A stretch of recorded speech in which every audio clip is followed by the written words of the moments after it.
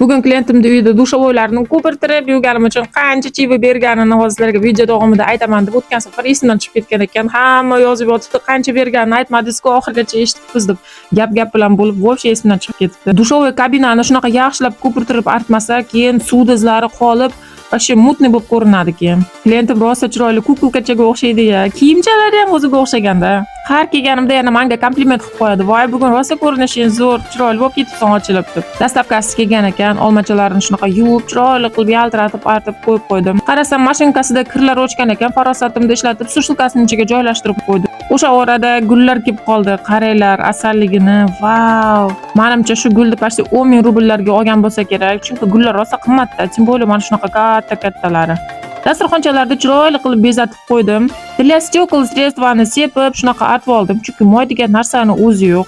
Shunaqa ho'llab, yaxshilab hamma joyini artib olganimdan keyin nam latta bilan, keyin quruq latta bilan artib chiqaman. O'shanda qilgan ishingiz shunaqa glянцевый, yaltirab chiqadi, yaxshi quruq latta bilan artib chiqsalaringiz faqat. Bu esa paradnoyasini ichi, ya'ni podyezdning ichini qaranglar. Voy, торговый sentrga o'xshaydi. Shunaqa chiroyli joylarda ko'rsam, har doim sizlarga ilinaman videoga olay deb. Qorbobochalarni qaranglar, otasining narxi bo'lsa kerak, to'g'risi narxlarini so'raganim yo'q, faqat videoga oldim. Chivaga keladigan bo'lsak, har safar 1000 so'm qo'shib beradi. Do'stlar, like, podpiska bosib qo'yinglar, xursand bo'laman.